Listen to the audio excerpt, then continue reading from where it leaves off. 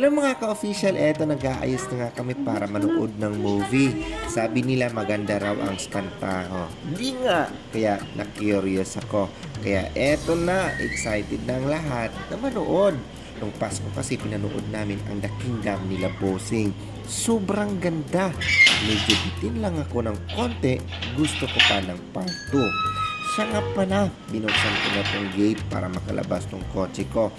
Paano nga naman kami makakalabas pag di ko binuksan? Nusad ko pa ang nakaharang ng mga basura kaya nanghingi pa ako ng alcohol. Alcohol na? Baka may sumabang germs. Ew! Arte ko, di ba? Sana all.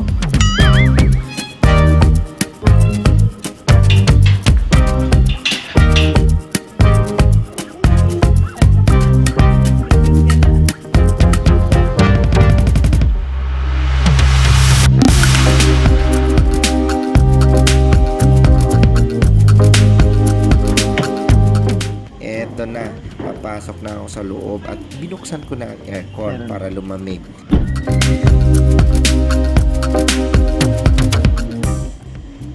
Siya nga pala, kanina pa pala ito nakaandar. Bawal kasi umarangkada na agad. Magagalit si Kuya Buddy.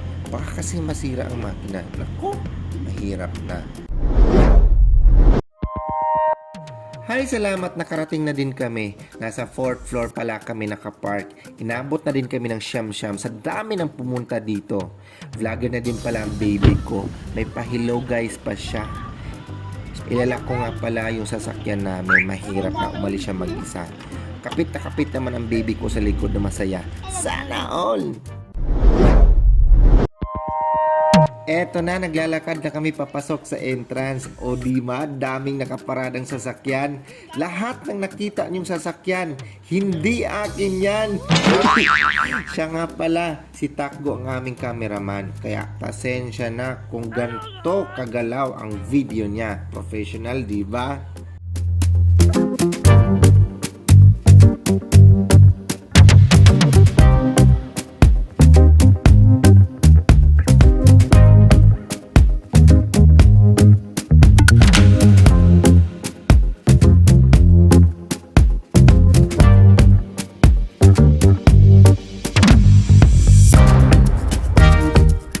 Eto na, nasa entrada na. Siyempre, chinek pa ng gwardya ang bag ko. Titingnan kung madaming lamang pera. Haha, joke lang. O diba? Unang araw ng taon, alas 7 ng gabi. Daing tao sa mall. Ayan na, kita ko na ang movie world ng Robinson's Place. Malolos, daming manunood. Gaya ng dati, haba ng pila. Haba ng pila. Sus, ako po inang.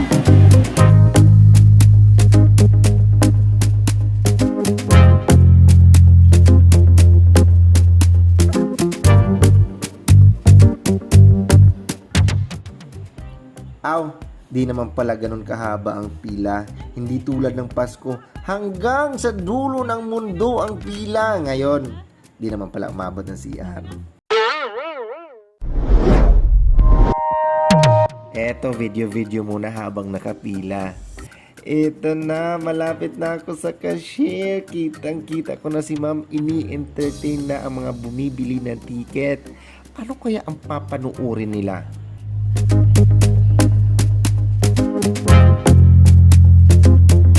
Eto na nga, nakabili na ako ng ticket. Inabot na pala sa akin ng ticket. Di ko alam, nakatingin pa si ma'am sa camera.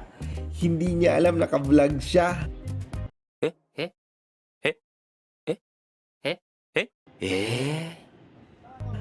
Nakakawindang nga lang, kailangan na namin magmadali dahil 2 minutes na lang starts na. Kaloka! Pero kailangan muna mag-CR bago pumasok sa loob. Espantaho kasi papanoorin namin. Horror movie to. Baka maihi pa ako sa takot. Eto na, papasok na kami. Siyempre, pakita mo muna ticket mo bago ka pumasok sa loob.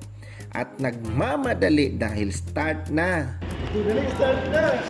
Ay nako, at nakalimutan nga pala namin magdala ng jacket. Malamig nga pala sa loob. Ano ba yan? Naku po mga ka-official, bawal kasi mag-record sa loob syempre. Kwento ko na lang. Apakagandang pelikula. Panuorin nyo na. Di ka magsisisi. Sulit ang bayad mo dito. At syempre, di mawawala ang picture-picture sa loob. Souvenir ba?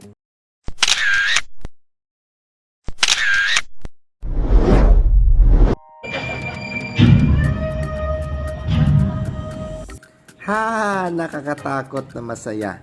Siyempre, pa-picture-picture muna sa Espantahong movie.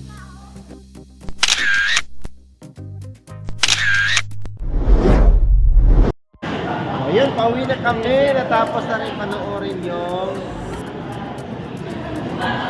Espantaho. Yan. Natakot ka, no? Ha? Takot ka? Takot siya eh.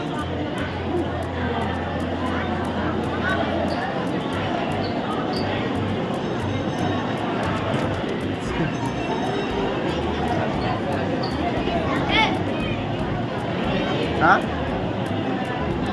Huwag na, hindi ba bibili ka ng ano? O, CR muna tayo. Good! Good.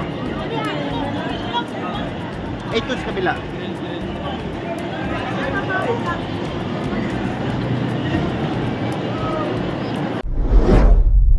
So ayun mga ka-official, so tapos na po kami nanood ng Espantaho ang napanood namin dahil hindi available ang Breadwinner alas 9 pa. So makaka-uwi kami. Dapat ngayon pa lang ang start ng Breadwinner. So ayun, Espantaho na napanood namin. Ang ganda. So panoorin nyo na lang. So tayo ay uuwi na and bye-bye!